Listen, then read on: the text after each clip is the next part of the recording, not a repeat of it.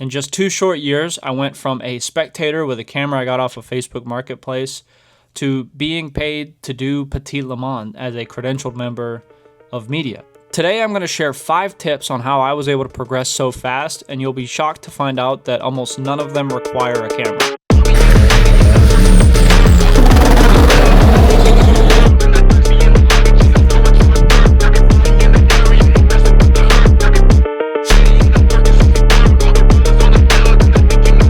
My name is Michael Palmatier. I'm a motorsports photographer based in Duluth, Georgia, and I take you guys on trackside videos of my journey in motorsports.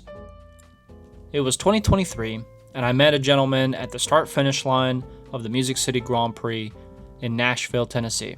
He was holding a camera, he was taking photos of the cars passing by, and that's when I stopped and asked him, "What do you do? Do you travel all over the country? Like, what is this job?" And he told me that, yeah, he is a professional motorsports photographer and that he does travel across the country taking photos of a specific team. And that was his little side job. I asked him how he got into this, and he told me, yeah, you just go to events. This is how he got started. You just show up as a spectator. And he said, oh, Petit Le Mans is coming up. You should go to that one. I've heard that's a really fun one for spectators. Now, I had seen Petit Le Mans on TV. I didn't truly understand how close the race actually was to me, only about 30-40 minutes away from me. So I went as a spectator with a camera that I bought from Facebook Marketplace for $350 with just a kit 18 to 55 millimeter lens. The first day I went out and took photos, they absolutely sucked, but I was hooked. I knew that this is something that I wanted to do and I wanted to get better at. And 2 years later, I got to cover that race as a paid member of media, where I got to document someone's IMSA debut in the VP Challenge, as well as just document the event in its entirety for Local Car Magazine, which was an insane experience and a quite rapid ascent. If this video helps you at all, be sure to leave a like and a subscribe, as I'm trying to hit 2,000 subscribers, so I would really appreciate if you guys did hit the subscribe button. Tip number 1. Are you interested or are you obsessed? Let's not get it twisted. There is money to be made in motorsports. However, when you're just starting out, you have to come to the realization that you will not make money. There were many events for the first year and a half where I woke up knowing that I was not going to be making any money. So in going, I had to find the value of me being there, because I knew I wasn't going to make money, but what was valuable about me being there? Was it practicing a technique? Was it meeting potential clients? Was it talking to people that work at the race teams, getting more info? Was it working with a photographer for the day? You have to find the value in what you're doing, because you're often going to not have monetary value of your work starting out. People would look at me crazy when I would tell them that I woke up at 7 a.m. to get to the track and did not get home until 7 p.m. and did not make a cent. But I knew the value in going, doing what I wanted to do, doing what I practiced, doing what I loved, that I was better leaving than I was when I first attended the track. Tip number 2, be the sponge. When you are starting out, you need to understand that your eyes can only see what you have seen. What do you mean by that?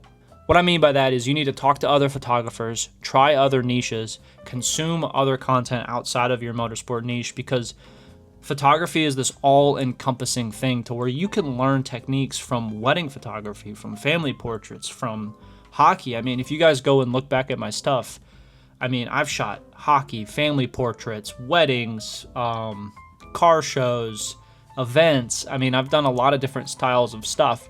And by Be the Sponges, I get to talk to photographers that look at things differently and do different techniques. And if you just stop talking and listen, you soak up so many different things that you didn't even realize that you were seeing. Things that I would pass by as normally mundane, I would look at them with a second glance, because I watch photographers like Zach Dobson. He is a photojournalist, but his favorite thing to do is just to take pictures of normal things that just look normal, things that we would walk by every day. I learned to look at candid moments by being a second shooter at multiple weddings, to where while they're focusing on the portraits and whatever, I'm walking around taking photos of the cake, or the family members interacting with each other, or people looking at the bride. Like, I would look for those little moments, and I kind of incorporate them in my photography and motorsports. And those are some of my favorite style of photos to get. I have learned so many things from photographers that are significantly better than me by just being around them, soaking in, being a sponge, and just taking in what they're saying. How do they approach a weekend talking to a client? How do they deal with this style or this lighting or this obstacle in their way? And just being around them and listening, you'd be surprised what you learn and what techniques you can pick up. Tip number 3, and this one helped me progress a lot. When you're just starting out, you probably don't have any clients unless you have a friend that's already in racing and you can practice. One thing that helped me tremendously at an event is I would go to the event and I would pick 4 to 6 people from the entry list and just pretend they were my client for the weekend. So I would ask myself, what would this client want? Are there sponsors on the car? How am I telling a story throughout the weekend? Is this something that a sponsor would need? Are there sponsors on the car? What would the sponsors want to see? Could I turn these images out quickly if they were needed? And the answer for the most part was no, because I sucked at it. But as the year went on of no clients, I finally started getting to the point where, okay, I was quicker, I could see better, I was getting different things that a sponsor would want. And it finally got to the point where a team reached out to me, said, hey, we have some shots, we have a sponsor on the side of the car, we really, really want these for our sponsor. They're going to put them in the office, they're going to use them for commercial stuff. And I was able to nail that weekend. I was able to do it because I had mentally done it before. If I had not practiced that, I don't think I would have been prepared and I probably would have screwed it up. Tip number 4. This one might be a little weird, but it helped me a lot, again, tremendously when I was just starting out. But I operated by a 50-50 rule. 50% of the time I'm taking photos, 50% of the time I'm talking to people. If I wasn't taking photos, I was talking to people. If I wasn't talking to people, I was taking photos. At the end of the day, to be quite real with you, as a photographer, unless the people that you're working with do photography, they don't give two about what technique, what gear, how long you've been doing this. They don't care. All they care is that you get the shots that they need and you help them fulfill sponsor obligations or whatever else media-wise they ask. I learned really early on that they don't care about my equipment, so I would prioritize. My work can speak for itself, but I want them to remember the conversation they had with Michael Palmatier, the photographer, not just a faceless photo of my work. Because I feel like my work can speak for itself.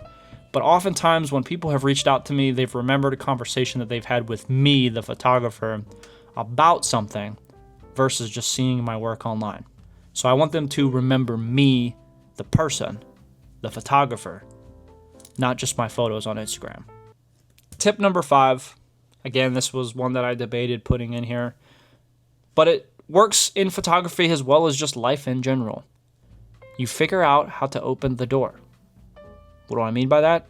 Across many stages of the past 2 years, I've had people straight up shut doors in my face. Or the doors just happen to be closed because I haven't figured out how to open them yet. There's no one there that I know that can open it for me. You need to figure out how to open the door. Since that day in October of 2023, the door was shut for me to photograph Petit Le Mans.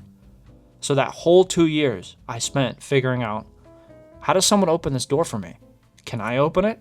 Can I find someone to help me open it?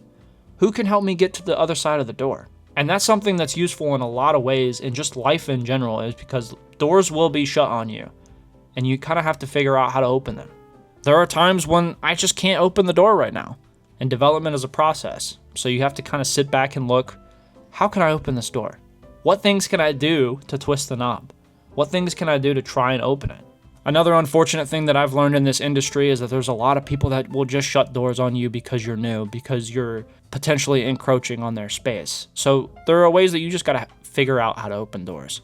So I would try to look long term. Set some goals for yourself on what you want to improve on, what you want to get better at. Because again, development is a process. You never know what's going to happen by trying to open the door. You go down to the paddock and think that a door is shut, and just by trying to talk to someone, you realize that someone has actually opened a door for you. A year and a half ago, a door was shut, and I went down to the paddock, wandered around, and handed out free links to photos. And a year and a half later, that person came and opened the door and said, hey, I need you to cover my IMSA debut. I want you to photograph it for me at Petit Le Mans. So sometimes you never even know when a door is going to be open, but every now and again, you just got to try and open it. Those were my 5 tips. I feel like those are helpful. They've helped me progress pretty rapidly. And I feel like if people incorporate even just some of these, they'll get significantly better. Now, I'm nowhere near where I want to be as far as a photographer, and many of my goals even transcend photography. These were the 5 things that I did that literally got me from being a spectator who knew nobody within the industry to covering one of my favorite races and one of the bigger races in the United States in just 2 short years. If you made it this far, you should probably subscribe because I got a lot more fun stuff coming down the pipeline. 2025 was insane, and 2026 is going to be even more insaner.